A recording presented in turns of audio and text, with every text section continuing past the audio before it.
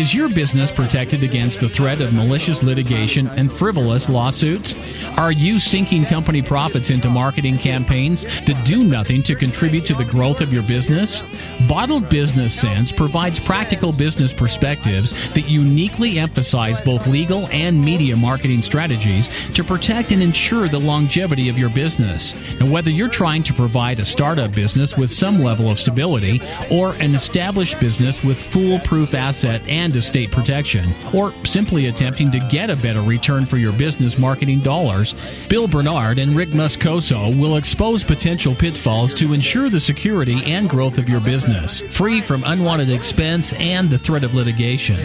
You'll learn how to implement marketing and protection tools equal to those used by today's most successful corporations. Let's join Bill and Rick for today's Bottled Business Sense show.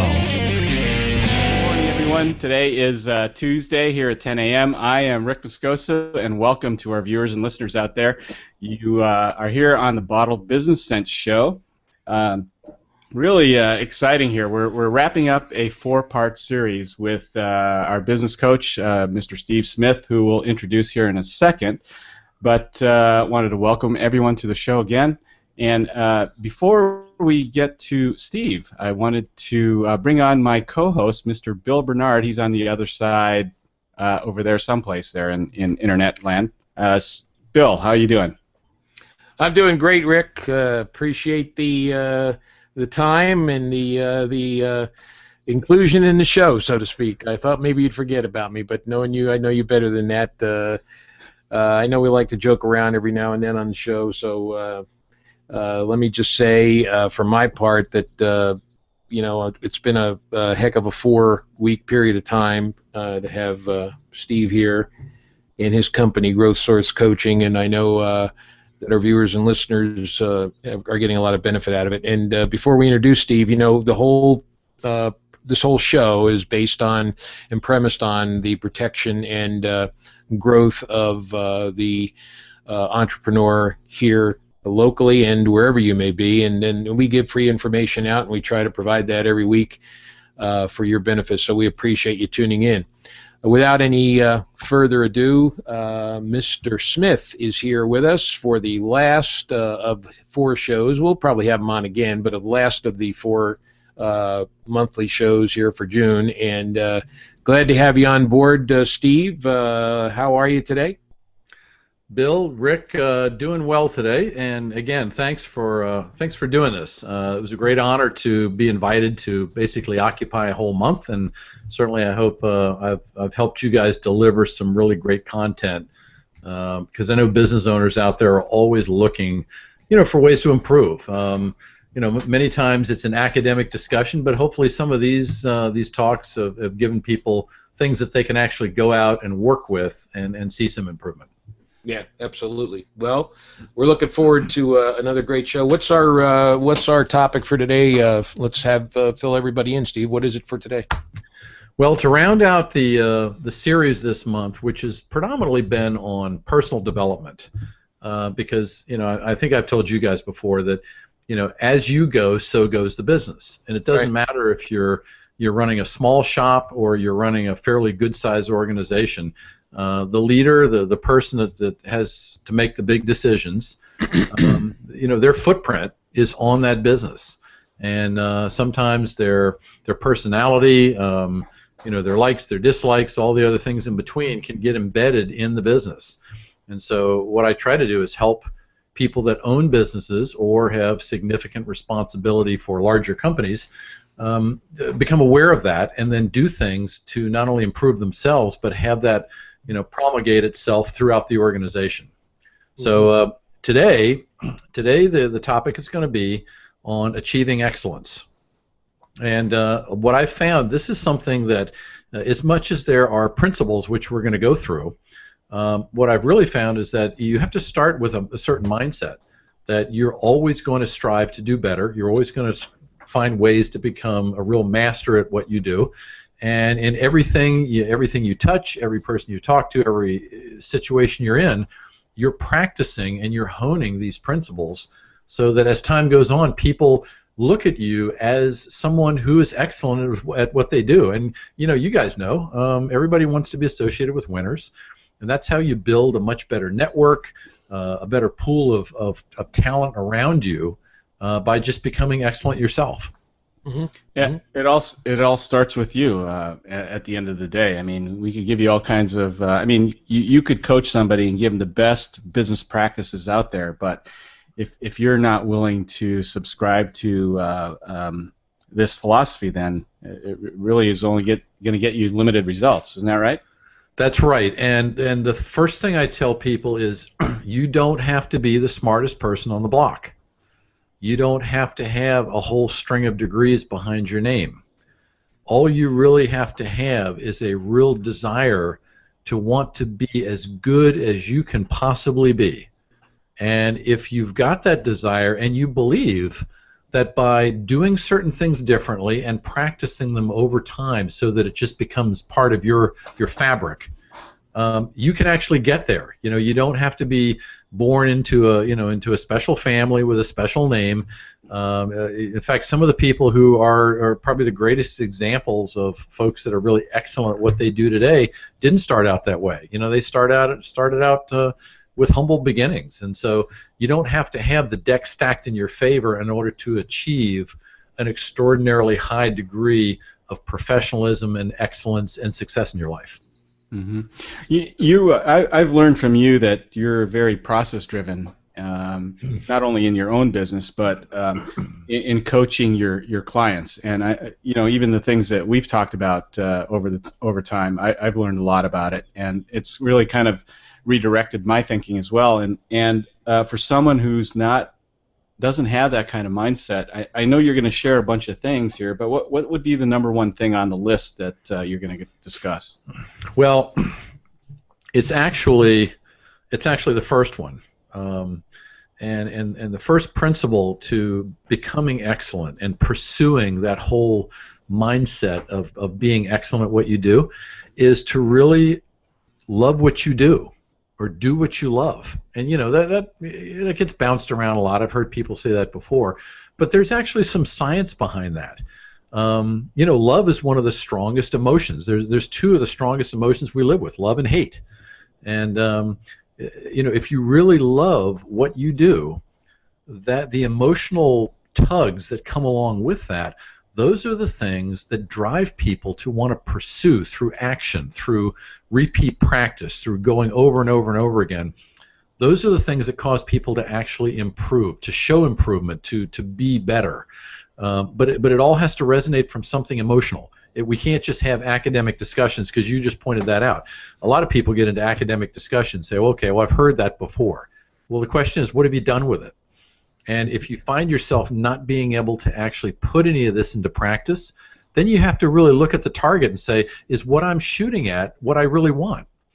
That's interesting that you mentioned that, Steve, because I just read this morning an article on the internet, and it was entitled something to the effect of Albert Einstein discusses the impact of love on education and intelligence. And he was referencing this sort of thing, that you have to have this love and passion, emotional impact, just as you would with another person. You have to have it about it, in anything you do. And isn't that coincidence? I just saw that this morning on the internet. Yeah. Oh, look, like I said, I didn't invent any of this stuff, okay? So I don't want anybody to get the idea that, oh, come on, that I was the architect of this. No.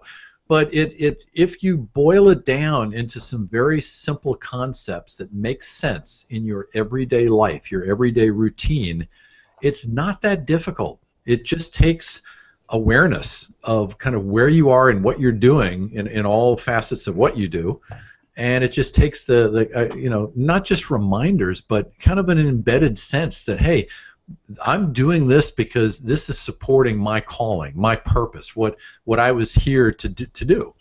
And anybody can achieve a level of excellence that rives above the pool they're swimming in. But you have to be conscious of it. You have to make it part of who you are and how you operate. Well, let me ask you something, because you bring up an interesting thought. And typically when somebody's coming to you, there's something not right in their business. something out of whack, whether it's mentally, personally, or with their with how they actually operate their business. But how often do you run into that person who's just you really can't draw out why they're doing what they're doing, and they're just totally unhappy in what they're doing, and you've come to the point where you just have to say, you're in the wrong business. You need to look for something else. Does that happen very often? Not often, but it has happened in a number of occasions over the past 5 years, where what myself and more importantly my client have come to the decision that what they're into, and they've been into it for a while, most of them have been into it deep enough not to feel like they can just leave, is not really connected up with what they really thought they were doing when they started. And that happens to a lot of us. We get involved in something, and all of a sudden over time, it's harder than we thought, and the end result isn't what we thought, and at one point you think, gee, was this a mistake? And that's a lot of times when you have to have those conversations with people to say, am I on the right track? Is this just a longer road for me to travel than I thought, or am I on the complete wrong road? And there have been a couple times. Look, there's been people I've worked with that I haven't been able to help to the degree that I wanted because it became obvious that they were in a business that they really didn't have any love for. Yeah, that could be a death knell right there. That's so typical of a lot of employees who aren't self-employed, who aren't entrepreneurs. They're, how many times do you hear people come home and complain about their job and say, "Boy, I hate my job," or "I hate doing this, I hate doing that." It's almost, I can't imagine someone like that being self-employed and hating their job because they have so much more freedom. You would think to pick and choose what they really want to do, but I'll tell you, Bill, to that point, and I run into a lot of this too. It's what I call people that are running a business with an employee mindset. And they might have started out as employees. Most of us do, and very few people I've ever run into were dyed-in-the-wool entrepreneurs and never worked for anybody else. And at some point, depending on who you're working for and what you're doing, you naturally get into this idea that I don't really have a choice in what I'm doing. I'm here to work for someone else, so they're going to tell me what to do. And you just develop this mental pattern of never making decisions and taking responsibility for how you do what you do or what you decide to do. And so over time, somebody spends 20, 30 years in an occupation, and that's what it's going to get to. They're going to come home and they're going to grouse about what didn't go right. And everything is from the perspective of somebody else was responsible for this. So can you imagine having somebody like that retire, maybe in their late 50s, they want to go out and own that business that they've never had an opportunity to do, and so they go buy a business. What do you think happens the minute they're the owner of that business? Now there's no one else to blame but themselves. Right, but they don't see that. They still operate the same way. Yeah, and they'll probably start picking on employees or vendors or clients or whoever else is Happens out there. a lot. Yeah, and that's why this show's so important, because it's geared, I think, to get you out of that mindset and to make you prosper and lead you down a road where you can say at the end of the day, hey, I've given it everything I have. And how can you possibly fault anyone or disrespect anyone who gives it 110%? That's really what you're asking one of your clients to do, right? Right, Steve? Yeah, I'm simply asking them to be honest with themselves, to identify what they believe based on all the information and experience they have in front of them is not working, and then once between they and I, once we come to a conclusion that yes, this is the area that is presenting the obstacle for you or causing you not to be able to grow and expand like you want, then you've got to own that and embrace the solution. Because if you don't do that, you're not going to do any of the hard work, and if you don't do any of the hard work, no change is going to take place.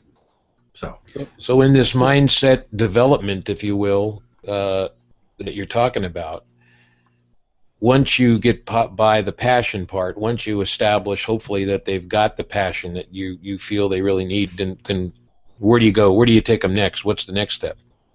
Well, the next step is really, once they've figured out what they really need to be doing and they understand why it's important to do that, then the next step is to figure out what their tolerance for change is. Because if you're not willing to change anything, we can talk all day, and next week we can have the same conversation.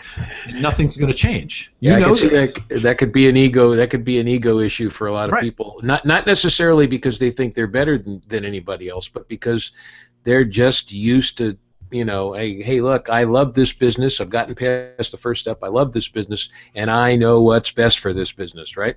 Yeah, and look, when you get rid of that and you get people to be real honest with you, a lot of times what you find out is they, at whatever stage of life they're in when this revelation shows up, they really just don't want to go through the usual pains and frustrations of learning how to do something differently. Yeah. Because nobody just transforms themselves from one character to another without any pain and setback and realization that maybe you're not as good as you think you are. I mean, that all is going to come up in different sizes and quantities until you become conscious of what you know how to do and you practiced it enough. Now you become confident. Right. Confidence is what drives a lot of this. And if you're not confident in the area, you're going to pretty much do everything you can to sabotage the effort while you're telling somebody, yes, I want to do this, and I got to be able to figure that out. And a lot of times, I've learned over the years how to spot those cues so I can help people get real with themselves, because you can tell me all day that you want to do it, but if I'm not seeing anything that tells me you're actually engaged in doing it, then we have to have another conversation. Yeah, that's interesting, because it takes a third party or an outsider or somebody like you to hold them accountable for these actions, and if they really do want to change, because you're not going to. The majority of people out there aren't going to change by reading a self-help book. I mean, at the end of the day, no way, right? So isn't it really? It's utmost important then to have somebody to be accountable to if they're actually willing to make the change, right? It's important. Let's put it this way: it's desirable to have someone in your realm, in your environment, that you can have conversations with that aren't emotionally attached to your outcome. And the reason I say that is because your mom and your dad are emotionally attached to your outcome, but most of us would never think to go to either one of them, because you're not going to get the truth. You're not going to get unvarnished feedback that's really going to help you open your eyes and basically say, yeah, okay, I understand why I've been doing that and why it hasn't served me well. So you really need to talk with somebody that's going to help you through that and help you to embrace it. See, the problem with videos and self-help books, they're all good informational type delivery systems, but it doesn't allow you a lot of times to be able to sit back and say, okay, I see why what I'm doing is not working for me, and I'm convinced enough that I need to try something different. If you don't get to that point where you're willing to own change, you won't do it. No, nobody ever does. Change is not easy. It's probably one of the most difficult behavior patterns that humans have to deal with, is that desire to want to change. And some of us do, because we see a big picture at the other end and a prize and a reward that encourages us to go down the road. But if you can't visualize what it's going to turn into, then the whole idea of going through that agony doesn't make a lot of sense. Yeah. So you need the desire to make the change. You also have to have the resilience to actually change what you're doing and do something that's uncomfortable. Yes. What else do you find successful people doing? Okay. Here's another one that's kind of interesting, but I get really, really unusual, sometimes no reaction when I ask people this. One of the things you have to be clear about is you have to be clear about what you want to be known for. People explain that a little, Steve. That's interesting. All right, so what we're really talking about is personal branding. Okay, everybody that you run into, whether you've known them for years, you've just met them a couple of times previously, if somebody came up to you and said, "Hey, you know so and so," and you say, "Yes," hey, well, tell me about them. You're probably going to couch your description of them based on your perception of what you know them to be. That may not be accurate. So a good example. Tell me if I'm correct. I don't want to be known just as a good lawyer. I want to be known as a good lawyer who protects people's assets or their not necessarily their wealth, but their assets and everything that they've worked for in their life, which may include wealth. So you have to break it down then, right? You have to really, within your own profession, you have to brand yourself, correct, Steve? Yes, but I'll let me change what you just said there, because what you just defined was an outcome. If I were to modify that so that it fit with when and I know what you're trying to accomplish, you want to be known as an attorney that's not only really good at what you do, but you have people's utmost interests at heart. Mm-hmm. You do things for the right reasons, not for the easy way out or because the billable hours are good. You do them because you fundamentally want that person to be in a better legal protection situation than when you first met them. Right. That's what when I say what do you want to be known for, it's the integrity thing. It's I mean, look, we live in Orange County and there's a lot of industries here for which there are millions of people participating. Financial advisors and real estate agents and insurance brokers. If you're in lawyers, okay, if you're in one of those industries, how do you differentiate yourself from the rest of the crowd? Well, that's great. You got to figure out what do I want to be known for that's going to put me heads and hands above your walking around on the sidewalk lawyer. Well, now let me hear two marketing guys go at it. This is how would we classify something that Rick does? Okay, video marketing. He does other things, but that's his principal forte.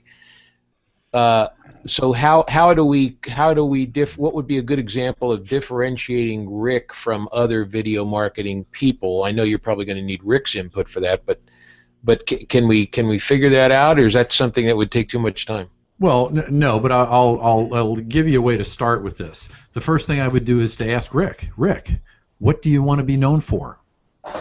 You've got to be able to answer that to some degree before I can help you figure out how to project it as the individual you are.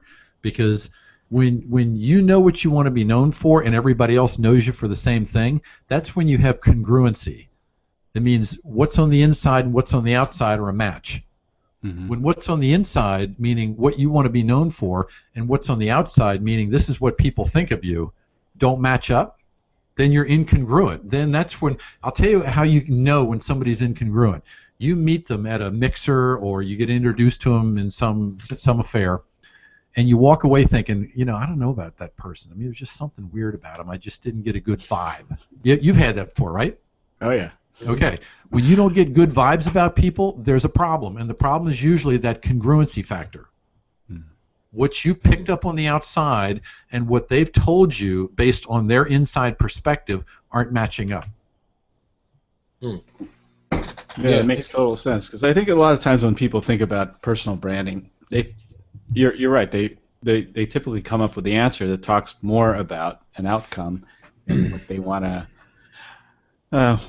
produce, rather than that emotional feeling about the person doing, whether they just met them for the first time or actually have done business with them, where they feel connected. They trust that person. They know they're absolutely credible, and they don't have any problem recommending them to their closest associates.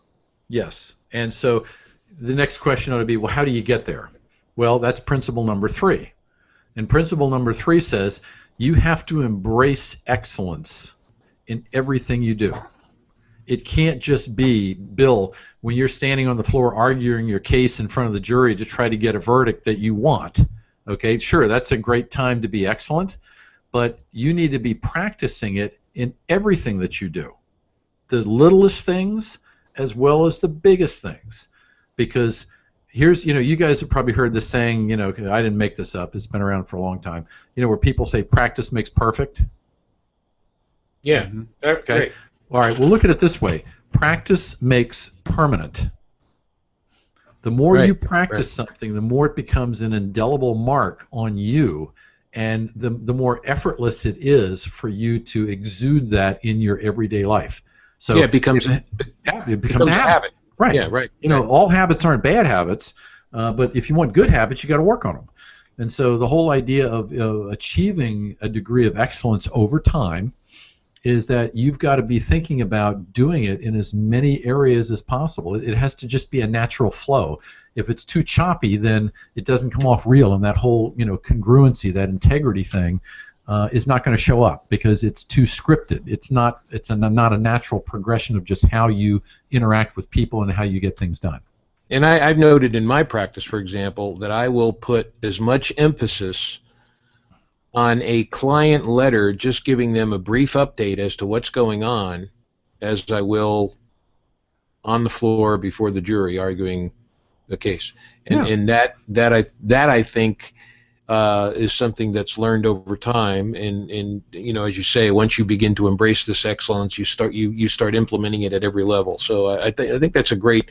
I know we're coming up close to the end of the show, Steve, but I want to let you finish and get out whatever you need to say. But I did have this burning question I was thinking about while I was listening to you and Rick, and that is, do you ever have an issue where you have a client and they have to embrace this change that we've been talking about, and do you have clients that feel that embracing change is synonymous with failure? In other words, oh God, if I embrace this change or if I do all this stuff that Steve's telling me, this just shows that I've been a failure in this business all these years. And I know that's not the case, but I'm sure you must run into that. And how do you cure that? Okay, well, first off, there isn't a cure for it. But I do run into people who tend to equate change with, I must have been doing things wrong before. So you're saying you're not a miracle worker, right? No, I'm not a miracle worker, no, believe me. But here's the thing to think about. In getting better, in pursuing excellence, in becoming masterful at what you do, it is a progression. It's an evolutionary process that over time, as you continue to adhere to certain things and do them over and over again, you evolve into this state of being excellent.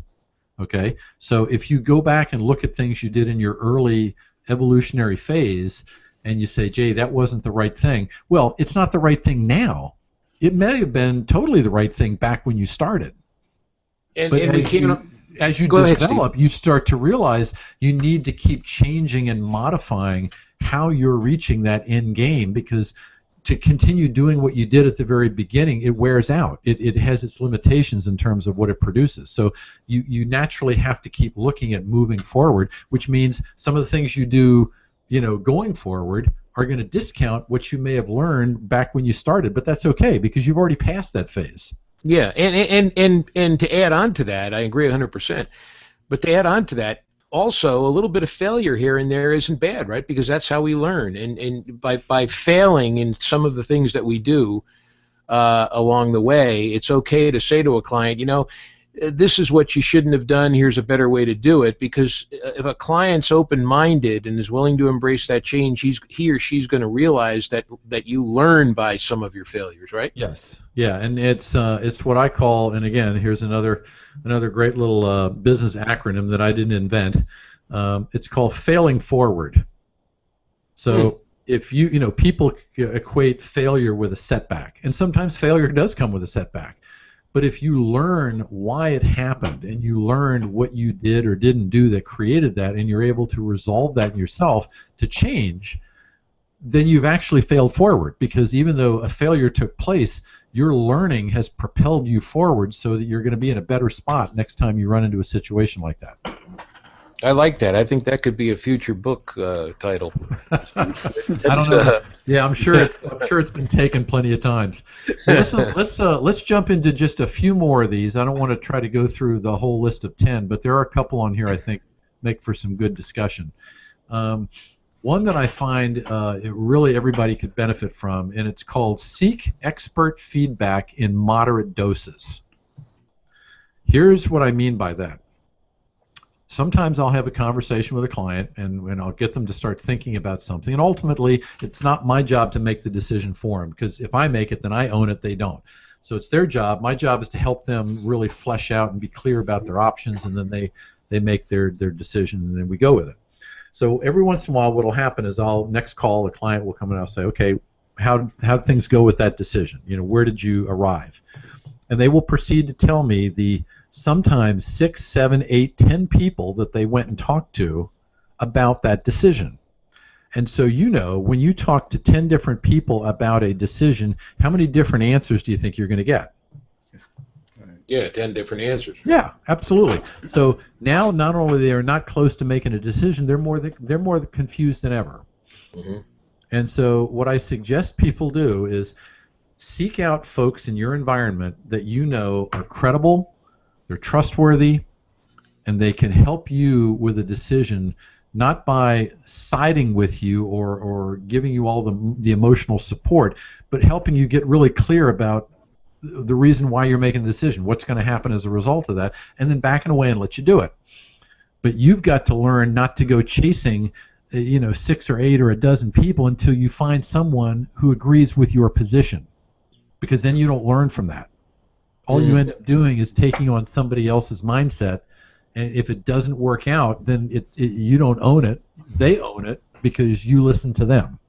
Right. So, just be careful about how many people you go after for that counsel, because if you get too many people in the mix and there's too many disparate responses, it can overload you to the point where you don't make a decision at all, and that in and of itself is a decision.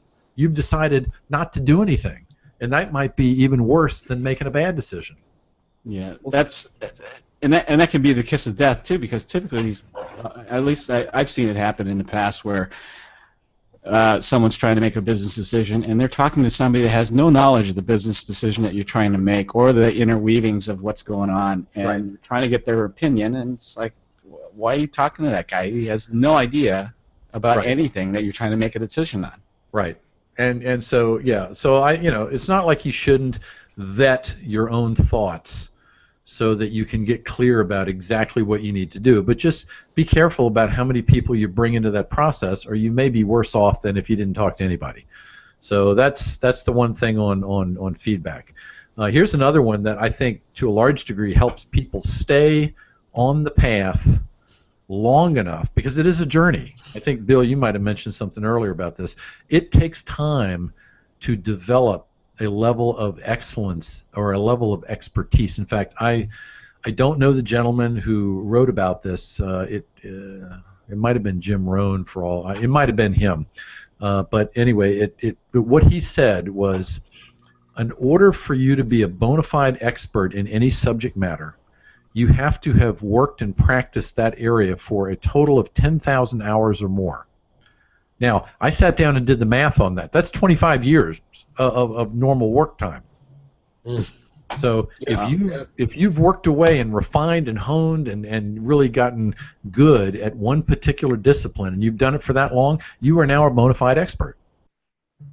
So there is a journey. Now, how do you stay on a road that long? I mean, there's all kind of things that can get in the way to kind of sabotage your efforts and make you think twice about whether you need to continue or not. So one of the principles that I have in this is to create an inspiration strategy.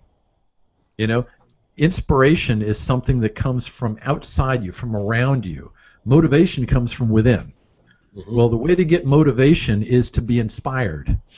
And you can be inspired by reading from a particular author that you like their opinion, you like the things they talk about. You can get inspired by listening to music. You can get inspired by watching movies. In fact, one of my clients I told a couple of weeks ago, he was talking about sales and how hard it is and how it's difficult to train people, and he's always looking for good salespeople. And I asked him, I said, have you ever watched this movie? It was a Hallmark movie. It came out probably 15, 18 years ago, back in the early 90s. The guy that was in the movie, his name is William H. Macy.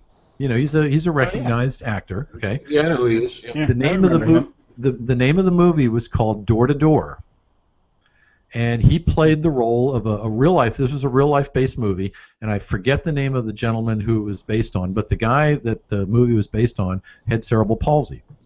And he didn't want that to be a crutch, that he could never do anything in life.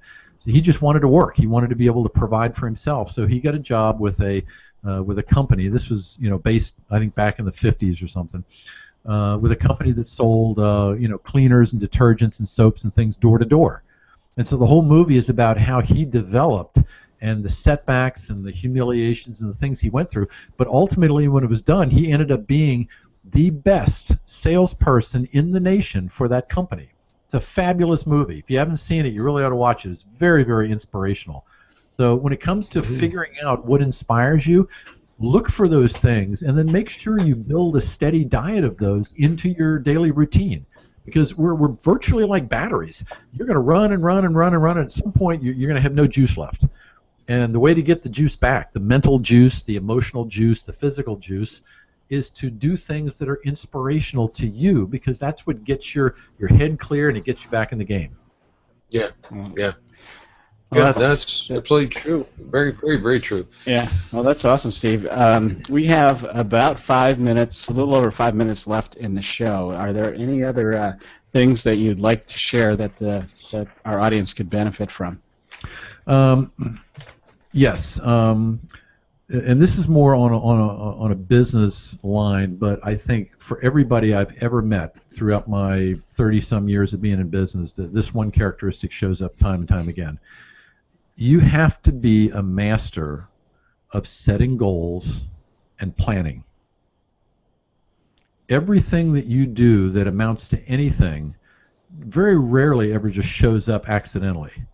It's all because you set a goal, you decide what it is you want, or what you want to become, and then you put a plan together to incrementally move yourself in that direction. And it's from doing that over and over and over again. In fact, one of the shows that we talked about earlier in the month was how to make goal achievement a way of life. This is how you do it. You just get comfortable and you get confident with evaluating what you want, setting goals, and then planning how you're going to get there, and then your focus and your time and your energy is devoted to that. That's what's most important. Mm-hmm. And if you can make that activity, that goal setting and planning activity, a form of excellence for you, it's going to have ripple effects in all manner of other things that you do. So, when you read an article or a book on goal setting and think, oh, that's complicated, I don't really want to go there, I know what I want, I'm just going to go for it. Okay, that works great in the moment, but it's just like when people set New Year's resolutions. They want to get in shape, they want to lose 20 pounds. By the third week in January, they don't remember any of that, because they haven't really gotten in touch with what it takes to methodically move yourself in that direction. The only way to do that is to set a hard, defined goal and then put a plan behind it that's going to get you there.